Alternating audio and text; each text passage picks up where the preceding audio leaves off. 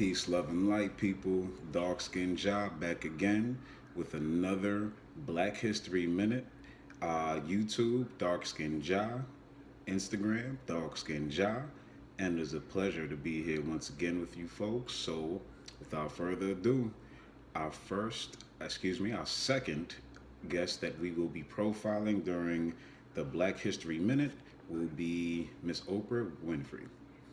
Ever since childhood, I could remember what I thought was the significance of the Oprah Winfrey Show.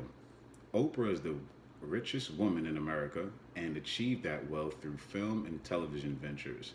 What catapulted her into mainstream American living rooms was her daytime TV talk show, where her target audience was the stay at home wife slash mother. The show would typically feature a guest with a story where Oprah would allow the guest to cry and be comforted in her bosom. Other guests would pitch a product, such as a book, on Oprah's platform, and undoubtedly, the book would subsequently become a bestseller.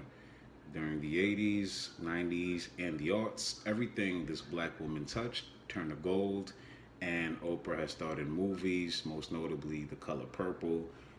She started her own, get it, own network, which amassed two point, which amassed her a $2.8 billion net worth and a level of influence even Lil Wayne can envy. Now, let's keep it a buck and examine Oprah's career through a black conscious lens and how she amassed her fortune and influence. Her daytime TV talk show catered to middle aged white women. Her target demographic was not her black sister.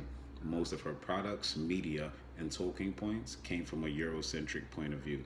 Recently, Oprah has been under fire for a pattern of racial discrimination against her own kind. In social psychology, this would be considered internalized racism. We will examine scenarios where Miss Winfrey engaged in acts of internalized racism. When Dave Chappelle appeared on her show to provide context to why he left the Chappelle show, she cringed at the possibility that America's agenda is to emasculate the black male. She didn't want to touch that topic with a 10-foot pole. Oprah is a brilliant woman. The least she could have done is respect that man enough to dig deeper into the gravity of his statement. I've seen her push for a further explanation to gain more clarity with a guest, but with Chappelle, she wouldn't even dignify his assertion with a response.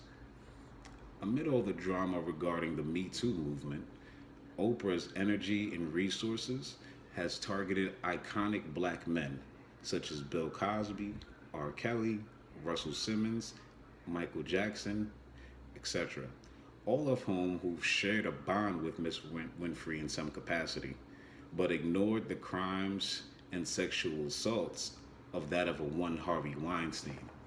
There has been countless pictures circulating of Oprah, Gail, and Harvey Weinstein, the man who deigned that schlapp, by the way, during the taping of the classic movie Paid in Full.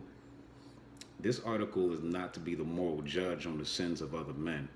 However, a blind man can see that Miss Winfrey's protecting Harvey Weinstein and has not put any of her energy and resources behind getting justice for the men and women he sexually assaulted.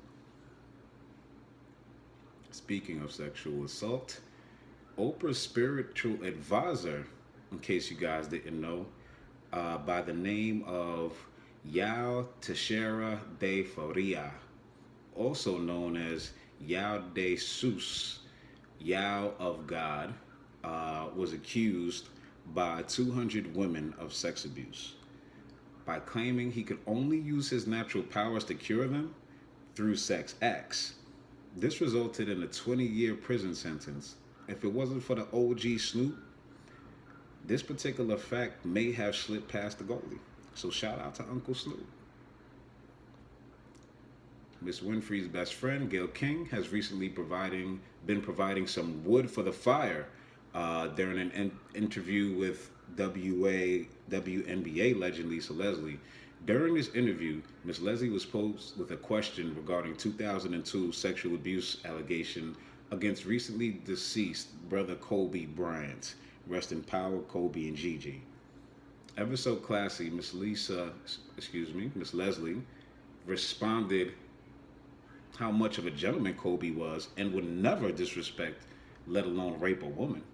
The black community has had it up to here with Oprah's traitor like behavior and may have already canceled her.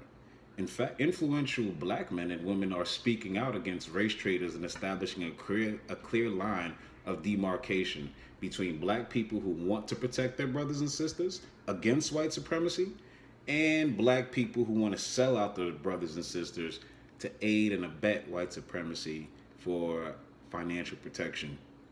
Oprah was once part of an untouchable class of black royalty until the awakening. 2020 vision is clear, my friends.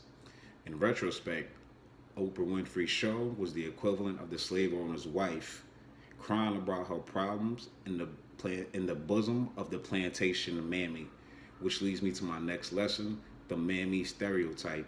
Envision a bottle of Aunt Jemima's pancake syrup. Okay, and what you will see is a picture of an overweight, dark-skinned, middle-aged woman. The plantation mammy has been stereotyped as a woman who truly has no love in her own personal life, no husband, parents, children that love her. Instead, the perception of the slave owner of that plantation mammy is that her only true desire is to ensure the wellness and interests of her slave owner family members, even to the detriment of her own children and her own people. Now let's bring that back to full circle to Oprah, who kind of fits this description of the plantation mammy, and has had a history of catering to a white audience, allowing white women to be comforted in her bosom, attacking black men and ignoring white oppression. That has been your Black History Minute. Dark Skin Josh signing off. Peace, love, and light.